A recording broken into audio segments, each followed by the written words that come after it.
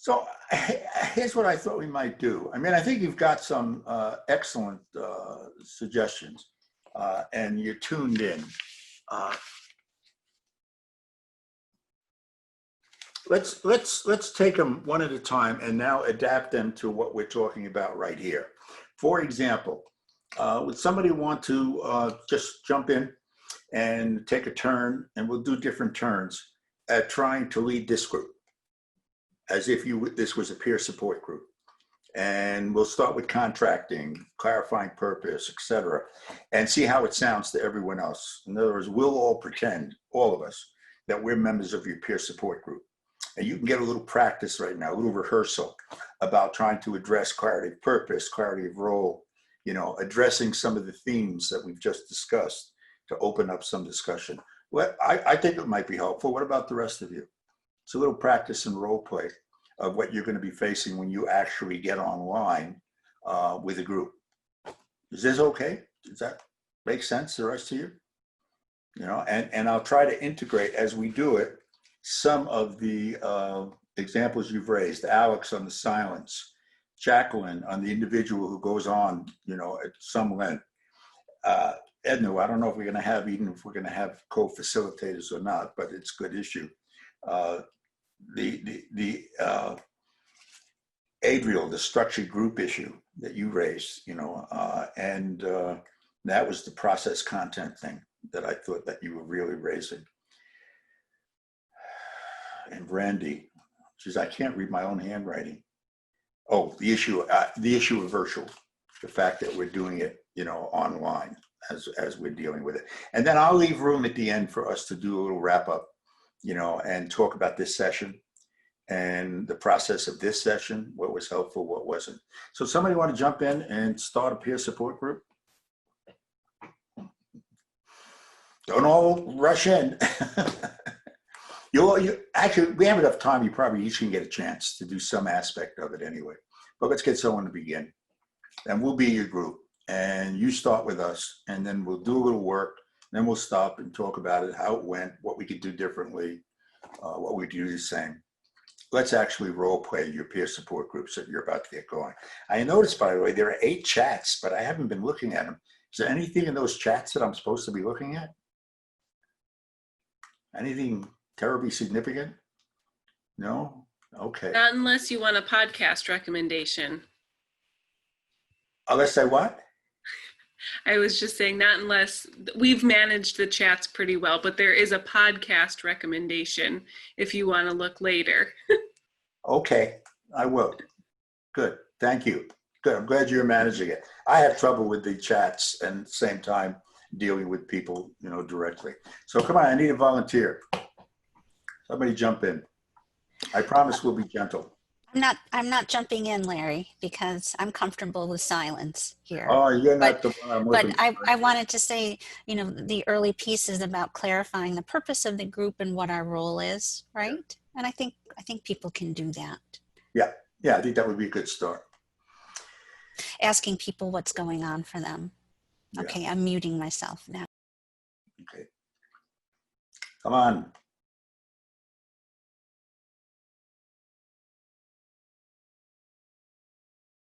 All right, this one I am going to wait. All right, I'll give it a try. Good for you. Go ahead. So I'm curious to hear how everybody's been experiencing life with all these adaptations and changes in the last 2 months.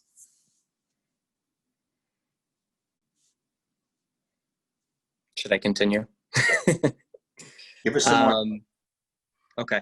I'm just wondering if anybody else has experienced, or I'm curious to experience your perspective on the way you have been handling and managing your feelings given these times of uncertainty, and who and how you've utilized and how you've coped with certain aspects of that aforementioned uncertainty. Mm-hmm. All right, so start, opening statement. What's your thoughts?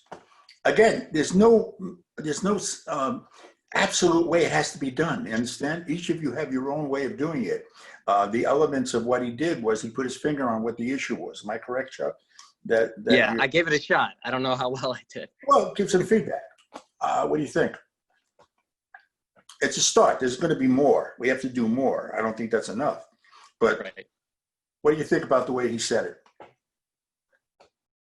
I loved how he opened up with a good conversation around the impact right now. I would love to also open up just around how it's a confidential and safe place to have this conversation.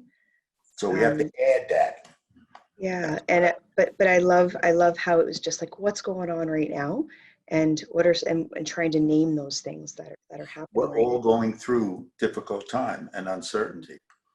I would hold off the confidentiality, or maybe you're right. Maybe I better do it earlier if I'm asking people to start to share. Yeah, I think Brandy's right. I think I would put that into the opening, Chuck, so that I want everybody to know this is confidential. Definitely. And can I just ask, what are the limitations on confidentiality, folks? Because everything may not be confidential. Anybody? If Done there's practice? if there's significant risk of harm to self or others, if there's child abuse, indication of something, you might have to report to child protective services.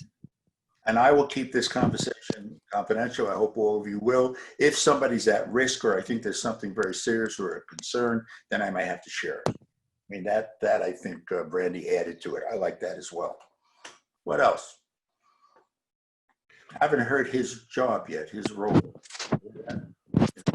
Either Chuck could pick that up or someone else could jump in. How are you going to explain your job, your role? What words would you use? And again, it could be different for different people. Go ahead, Alex. I think I would just start with a simple introduction. Like, you are explaining to them that you're a peer, so you could start just, hey, my name's Alex. I'm a UB MSW student. I'm going through the same thing right now. So just want to open the conversation off with, this is what I'm going through. And I was hoping to touch base and see if you guys were experiencing the same thing. And then roll in. You can roll into like your contracting and the purpose of it and the confidentiality, and then see if there's any questions before starting. How about if I add one other thing? And one of the purposes of the group is we think that you're all sharing many common issues and concerns, and that Right. you can be helpful to each other. I didn't hear that. Understand? People have to understand, and my job is going to be to help you to help each other. Understand what I've just done? And that's the structure, Adriel. That's the structure for this group, mutual aid. And that structure creates the freedom for people to be able to work. So now I've got a statement about it, saying something about the fact that I'm a peer group leader going through similar stuff. I'm also hearing that you're expecting mutual aid, that's why this is there, that since you're all going through similar issues, there might be ways you can be helpful to each other. Anybody else? You understand what I'm trying to flesh out? Larry, sorry. I have Chuck. just one quick question. Would this be an appropriate time to inquire about what people hope to get out of the group? What they're hoping to gain? Reaction after the opening statement, after some clarification of your role, Chuck is now saying, would this be a good time to stop and ask people to say what would they like to get out of this group, what they hope to get? What do you think? Yeah, Adriel likes it. I don't know if you can see it. That's one way to build trust right from the start, is like, yes, you are contracting the role that you have, but also just opening it up to making sure that you're meeting their needs and expectations to make it worth their time. And, the issue of silence and the rest, what I like to do, as you saw here at this session, is I like to use the tuning in to prepare and to throw out some examples. So Chuck, if I would do what you would do, but I might throw a couple of examples because people aren't always clear about what we mean. I might even say Right. This is not supervision, et cetera. And it ain't therapy. I might even say that because that feels comfortable to me. But the kinds of things that I'm experiencing, this is what Alice was suggesting, may be similar to the kinds of things you're experiencing. For example, are any of you worried about, and then you've got your list of stuff that you already did. And I wouldn't do the whole thing, but I would throw a few out. I mean, people need to hear that so they understood that these kinds of issues are the kinds of things that you're going to have and discuss, plus others, that they're going to raise. Is this making sense to anybody at this point? Anybody want to be the leader of the group when someone goes on and talks and talks and talks? And I need a volunteer for the person who's going to go on and talk and talk and talk. Come on, somebody. We'll be helpful to you the way we just were with Chuck's way of experiencing it. Anybody? Come on. I need a leader.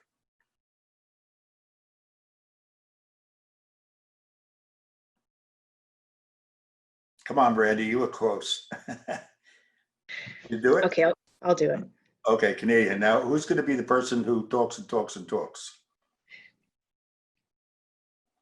Jacqueline, how about you? Why don't you jump in and be the person who dominates the discussion? Sure, I could do that. You can do that? All right. So Brandy has started the group, and we've done some of these things you've talked about.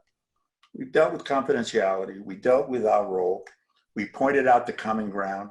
We've made clear that this is a group where they could be helpful to each other. Let's say we've done all that contracting work. And now Brandy opens it up, and Jacqueline, you're going to jump in and take advantage of it when she does. So Brandy's going to ask, where would you like to start? Something like that. And remember, we're the second client. That's the first one. That's Jacqueline. The second client is the rest of us, the group. So why don't you start, Brandy, by saying who'd like to begin? Something like that, whatever would be comfortable to you. So you guys know a little bit about me and my role today. I'm just going to open up to the floor. How are you guys doing right now? So I'd like to share that right now I have a senior in high school who's very anxious because he had all these milestones that he had planned to meet. And now with everything going on, he's not sure if he's going to be able to have prom and go to ball and do graduation. And then I have my other daughter who is in university in another state, and she's at home now, and she is driving me crazy because she's not doing her schoolwork. She's not staying on task, easily distracted. I have a daughter who was supposed to get married in June, and now she's anxious because everything is not moving forward. All the vendors are canceling and her boyfriend is not listening to her. And then my husband is working in the hospital, and I'm afraid every time the phone rings that he's gonna have a COVID patient that he has to go and take care of. And so there's just all this anxiety going on in my house, and I want to be able to walk outside and go to the grocery store and not wear a mask. I want to be able to help me out. Sorry. Oh, I think you're doing great. What about the rest of you? Let me just check, okay, for a second. What's going on for Brandy right now, and what's going on for the group? That's the rest of us right now. Understand? As we're listening to this. And I think Jacqueline's right on top. It was terrific. She's right on target, and I'm waiting for a pause where I can say, that sounds like a lot that's going on right now. And do others share the same type of stressors? So she's not pausing though. But she's not giving you an opening. What about the rest of the group? What are you thinking right now or feeling? Could be different things. Go ahead, Alex. I think when there's someone dominating and like piling on all those concerns, like those are all very valid and realistic concerns, and those all might be true for her. So I might have something that like is more minuscule that now I don't really feel comfortable sharing. I might not have any kids at home. So for me to put my stressors out to the group, when she just listed off all of these like very valid things, you don't want to minimize that, but you also don't like, now what was stressful to me is like, oh, that must be nothing to her. You know? Interesting. How about others? But it didn't happen for me now, but something that definitely can happen in this kind of situation is that if one person goes on, some people just start to tune out and lose focus on what's happening or feel a bit frustrated. So anybody else? Go ahead. Anyone else jump in. What are you experiencing as what I call the second client, the group as a whole? You know, the organism. I treat a group as a living organism. That's the way I understand it. It has all kinds of elements. It has norms. It has roles that people play. I think she's playing a role right now, and she's sending a message. Oh, sorry. I thought there was an opening. I did want to add, speak, just on to Jacqueline's point. I identify with a lot. Laura, initially, I'm glad she brought it up. I shared through email some of the things that, are going through my head. And the first thing I heard when Jacqueline was talking was just this theme of familial values, really worried and concerned about the health and well-being of her family, and how that's affecting her. So I identify with that, and I was experiencing that actively as she was mentioning that. So thank you for sharing all that, Jacqueline. Now, Brandy, you're the leader, you're the peer group leader, et cetera. Let's say you have to interrupt a little bit. What could you say that lets you be with Jacqueline, but with the rest of the group at the same time? Understand? Trust your gut too, because your gut will often tell you what needs to be said. Like, what would you like to say to Jacqueline that the process of going on and on and on is really telling you something about the content that this group has to deal with? What's your thoughts, Brandy? What it's telling me is she's got a lot going on right now, and there is those value conflicts right now, and thank you for sharing that. So if I can get it there, I've got to say, Jacqueline, you've got an awful lot going on right now, in your life. And it must at times even feel a little bit overwhelming. Would that be close? Have I recognized you, Jacqueline, and what you're experiencing? Yes, and I was role playing, so some of that was real and some Oh, Jacqueline, just remember this is being recorded. point that out. I'm sorry, and I didn't give you room to butt in. I thought you were gonna stop me. Yeah, and I guess a part of that is I was looking at the time at 90 seconds. So I'm sure for the second clientele that felt very long, but I was giving that space as well to go. So it's trying to find that timing of, I didn't feel like that was continuing to go on and on and on. And it's looking at that, how long do we allow? How long are these sessions? What would that be if I'm sitting in a group, be acceptable? Oh, okay. That's another question, which is what's the structure of the session? So that was what was going on in my head. Like, I'm feeling like she's got a lot to say here. This is meeting a need. And I was also reading everyone else around who was still engaged. But I can definitely see if that continued, it was like, no, there's no breath. I need to find a way in there.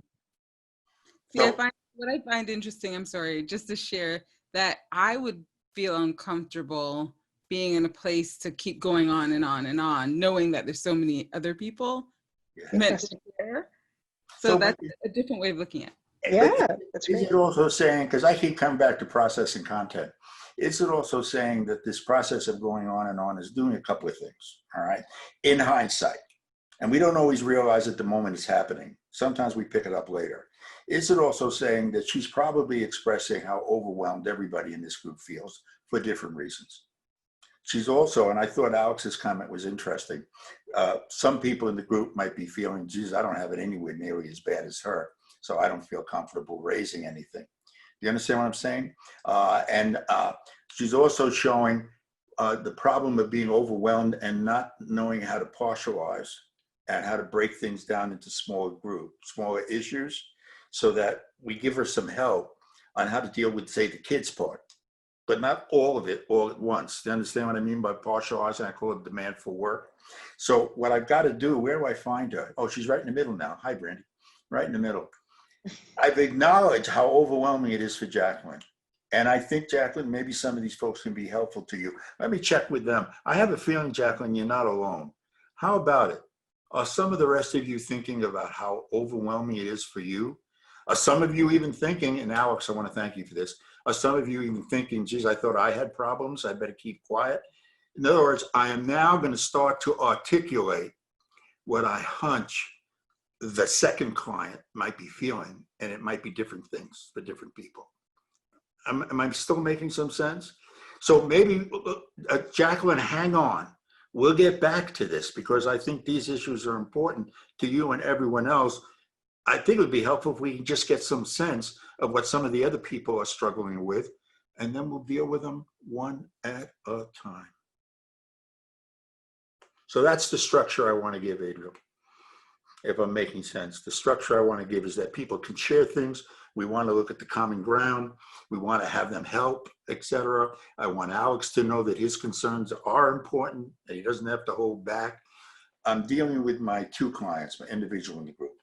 And I'm going to come back to Jacqueline. And I'm going to encourage Jacqueline. I said, Jacqueline, of that whole list of things you're dealing with, which one's most important to you right now? Where should we start? What do we call that? Partializing. You know, it's important as part of our practice. It can be overwhelming when you try to deal with everything. Jacqueline, is it helpful to you if I come back as Brandy and I ask you to start to identify the most important issue for you right now, so that you're not just trying to deal with everything all at once? Is that helpful to you? Jacqueline, you see? I was I'm asking. sorry, I thought you were asking. No, I'm asking you in the role. This is a wonderful job role playing. Oh, I see. Yes, I would appreciate That would be if we. Okay, so folks, let's start with that, and then we'll deal with some of the other issues that you have raised. What can you say to Jacqueline that might be helpful to her around which one of the issues did you tell me was most important? Your kids? Dealing with your kids, was that the one that was high on your list? Yes. Okay. What can you say, Jacqueline? Have any of you had any experiences like this? Have you found anything that's helpful when it's feeling overwhelming for you? It's your turn to help Jacqueline. Do you see my role? I'm trying to help Jacqueline and everyone reach out to the group, and I'm trying to help the group respond back to that. And as you're helping Jacqueline, you're helping yourself. That's the power of mutual aid. And so I don't have to cut you off. I do have to partialize. I do have to give you a little structure, you know, because you're not going to be satisfied. All you do is spend the entire time talking. How about the rest of the group? If I said something like that to you, and I included Alex, I think your thing was really important. I included that in my comment, you know, because it really struck me as important that, you know, Jacqueline's got huge things she's trying to deal with, you know, at that point. How would it be experienced by the rest of you in the group if I, Brandy, intervene that way to give some structure, you know, recognize that it needs to be partialized, but also try to help her communicate to you and you communicate back to her. Note, by the way, the process is the content, because what we're doing is we're teaching people how to ask for help without overwhelming everyone around them. And this group is a good example of how to do it. So I'm going to stop for a minute. And you look thoughtful. So maybe we'll stop for a minute. First of all, can we thank Jacqueline? That was terrific. I know I put her on the spot, but she did. She responded great. And Brandy, it's even tougher to role play the practice in front of your colleagues. That is not that easy, you know. So I want to thank you for that too. I think you were right on target. Except you never said A. And you know what else you didn't say? You never said mind you. Mind you is very big in Canada. No way. I'll make sure I do that next time. Okay. We want to hear the Canadian coming through. Et parler en français aussi? How's that? Couldn't resist that temptation. I spent 6 years in Quebec. All right. Your thoughts, folks, about this little exercise and the presentation thus far.